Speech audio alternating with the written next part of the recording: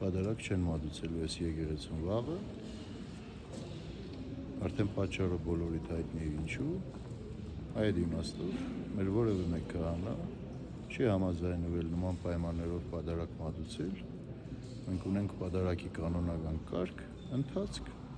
ըստ այդմ մյուս բոլոր եկեղեցիներում 100 պատշաճի կմատուցվի կանոնավոր պատարակ։ Տեր իսկ ինչպես եք վերաբերվում, որ ուրիշ տեղի քահանան գալու է մեր եկեղեցում պատարակ։ Ուրեմն եթե մեր եկեղեցական պատմության ընթացքը նայում ենք, մենք բոլորս էլ ամեն մեկս իբրև հյուր, բայց տեղի հոգևոր առաջնորդի թույլտվությամբ տարբեր եկեղեցիներ այցելության գնացել ենք, ուխտի պատարակներ մատուցել ենք, այդ իմաստով, այդ ֆորմատով մեզ համար ընդունելի է, բայց քանի որ սա այդ տարբերակը չի եւ քանի որ որևէ մեկը չի արժանել որևէ մեկին այստեղ պատարակ մատուցելու, դա մեզ համար խորտ է ու նշանակում է եկեղեցվո 7 վերք եկեղեցվո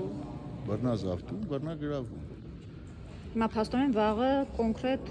զավթելու են եկեղեցին։ Ըստ կարգի այդպես էլ դուրս է գալիս, որովհետև եթե մենք չենք մատուցում պատարակ, մենք հրաժարվել ենք պատարակ մատուցելուց այստեղ, պատճառը գիտեք բոլորիդ հայտնի է, այդ իմաստով մենք չենք համաձայնվել նման պատարակ մատուցելու, այդ իմաստով մենք պատարակ չենք մատուցում։ Եվ դրա համար որոշվել է, որ ուրիշ տեղից, ուրիշ հոգևորական այստեղ պատարակ մատուցի, վերցնելով եկեղեցին, մատուցեն այն պատարակը, որ իրենց քիմքին, իրենց ականջին է։ Դուք տեղյակ եք ով է գալու մատուցելու պատարակ։ Մենք մինչև այս վայրկյանը տեղյակ չենք, թե պատարակիչ ով է լինելու, գաղտնիք է, մենք չգիտենք քահանա է լինելու, եպիսկոպոս է լինելու, ով է լինելու, մենք տեղյակ չենք։ Լավ, այս գործընթացը ինչպես կբնորոշեք։ Փաստորեն ԱԱԾ-ի միջոցով ինքը Նիկոլ Փաշինյանն էլ է խոստովանում, որ ճնշումներ են գործադրվում հոգևորականների նկատմամբ եւ այլն։ Սա ընդհանրապես նորմալ է։ Դե իհարկե նորմալ չի կարող սա դիտվել, որովհետեւ որևէ աշխարհիկ կապ չունի կառույցը, որևէ աշխարհիկ իրավունք չունի հոգևորականին տվյալ տեղը արգելելու պատարակ մատուցելը կամ թելադրելու, չհորդորելու, թելադրելու եւ վերջում կարգադրելու, թե պատարակը պետք է այս բաժինը աղոթեք, այս բաժինը հիշեք, այս շարագանի երգեք, այս աղոթքը ասեք կամ չասեք։ Որևէ մեկ աշխարհիկ իրավունքը չունի հոգևորականին նման կարգադրություն անելու, բայց քանի որ կա նման կարգադրություն, արդեն ուժային կառույցների կողմից, մեզ հոգևորականներից, եւ մենք էլ չենք ենթարկվում այդ հրամաններին, որովհետեւ նման բան լինել չի կարող։ Ձեզ հետ փորձել են խոսել, կներեք։ Անձամբ ինձ հետ չեն փորձել խոսել, որովհետեւ անձամբ ես Գյումրի քաղաքի հոգևորական չեմ, բայց Շիրակի թեմից եմ միանշանակ եւ 7 վերքը բոլորինս է եւ ցանկացած եկեղեցի բոլորինս է, հայ ժողովրդինն է, կապ չունի ղեկավար է, թե բանվոր է, բոլորինս է, բայց այդ բոլորինս լինելով հանդերձ որևէ մեկ աշխարհական առավել եւս ուժային կառույցների միջոցով իրավունք չունի քահանային կարգադրություն անելու, թե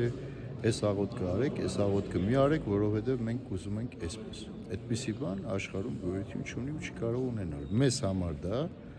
գոնե անընդունելի է։ Այդ իմաստով էլ մենք մեր արձագանքը ըղել ենք, արդեն ծանոթ եք տեքստին էլ, որ մեր թեմի բոլոր քահանաները մեկ մարդու նման հրաժարվել է նման չպատարակ մատուցել։ Փաստորեն խնդիրը Սրբազանի, Միքայել Սրբազանի եւ կաթողիկոսի անունը զեղչելն էր, այդ հարցն էին իրեն։ Այո, սա էր բարձրացված, որ կա դուք աղոթք պատարակի ընթացքին, որ դա կանոնիկ պատարակի մեջ է մտնում, որ պիտի զեղչվեն վեհապար հայրապետի անունը, թեմակալ առաջնորդի անունը եւ այդ աղոթքը մեկն էլ չի, պատարակի ընթացքում 2-3 անգամ է այդ հիշադակումը լինում եւ իրենք այդ բոլոր հատվածները ուզում են, որ չլինի։ Իսկ դա էլ մեզ համար անընդունելի հագականոնիկ գործողություն է, իսկ հագականոնիկ պատարակ ով կմատուցի, որ հոգևորականը կմատուցի, դա ինքը պատարակ կդնի դրա անունը, թե չէ, դա կարող եք այդ հարցը ուղղել տվյալ հոգևորականին, կլինի քահանա, կլինի եպիսկոպոս, arczepiskopos, ով ուզում է լինի, նման պատարակ գոյություն չունի։ Տեր հայր, ինչպես եք պատկերացնում պետություն եկեղեցի սրված այս հարաբերությունների հանգուցալուծումը։ Եկեք այդ հարցին ես փորձեմ չպատասխանել,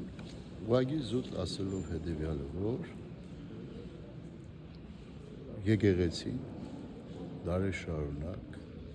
պատմությունը, որ նայում ենք, դերտում ենք, միշտ ու միշտ եղել է հայ ժողովրդի կողքին, իր զավակների կողքին, եւ այդ զավակների մեջ մենք միշտ էլ ունեցել ենք եւ առողջ գառներ եւ հիվանդ գառներ, բայց մենք երբևէ մեր հիվանդ գառներին չենք առանձնացրել առողջ գառներից, այլ հոդը մնացել է հոդ եւ հագարակ, ինչպես Քրիստոս չեկավ անմեղների համար, այդպես մենք ջանք չենք գործադրել մենակ անմեղների, այլ հագարակ մեղավորների համար, բայց պետությունը պիտի հասկանա, որ եկեղեցին